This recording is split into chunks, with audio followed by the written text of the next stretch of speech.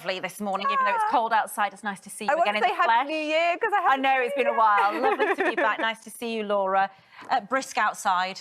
Cold, and there is snow on the way around there. Right. But before I get to that, I'm going to talk a little bit about climate change. Now, we know from just last week, I talked about how the temperatures for the UK for 2020 came in from the Met Office.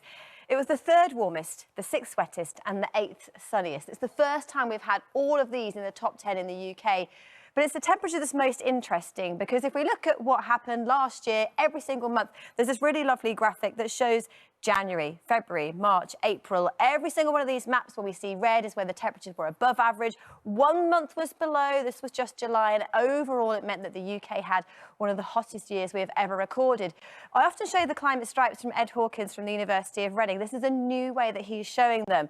Temperatures, every single one of these lines represents temperature here in the UK every year from 1884 all the way through to present day. But it's the 100-year rolling average that's most interesting. So if we go from here, that's 100 years, and you can see that we are slowly starting to warm and these peaks go up and up and up. So the Met Office yesterday released a climate attribution study. What does that mean? It means what would happen if we had no climate change? Would this be happening? And it wouldn't. So here's what I have for you. At the moment, it looks as though if we had absolutely no impacts of climate change pre-industrial times, the chance of getting these record temperatures would happen once every 90 years. But because of the climate change we currently have, the warmth that we are seeing in the UK now will happen every other year. And if we change nothing and continue to warm as we are at the moment, then by the end of the century, we'll see these temperatures 9 out of 10 years. So what would have been exceptionally rare would become common.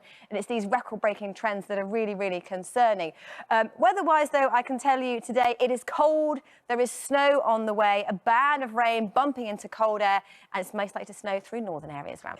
Good morning to you. There is snow in the forecast today through northern areas of the UK, chiefly over higher ground, but we will see some to lower levels as this weather front hits colder air, and on the leading edge of that we see sleet and snow. Behind it, though, we see a drier interlude before more wet and windy weather. So there is a lot going on in the forecast as we head through the next few days. For today, it's cold, there's that rain moving through and that wintry mix in the far north. But this is how it looks first thing this morning. It's a really divided start.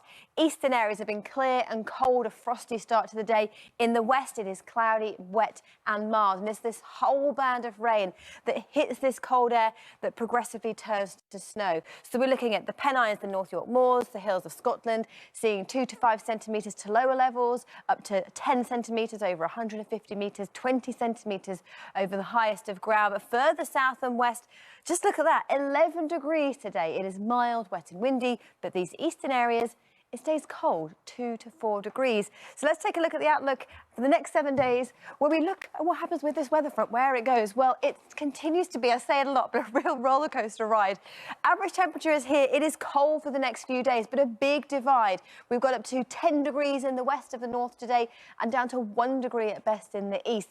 But percentage chance of rainfall is a really interesting one. Today, it is high because we have our band of sleet and snow moving through. It turns drier for the next few days, and then the weekend, Saturday, is looking very wet with more weather fronts queuing up, but then it turns drier as we head into next week. The fortunes further south for the rest of England and Wales, south of the Humber, will again, temperature-wise, a big divide. We've got 11 degrees in the west, 4 degrees in the east, but temperatures just a little below average through the coming days, not as cold as it was last week. With regards to our rainfall, again, we have some key peaks. One today with some heavy rain, another band of heavy rain moves through on Saturday, and again, it turns dry for many of us as we head into next week.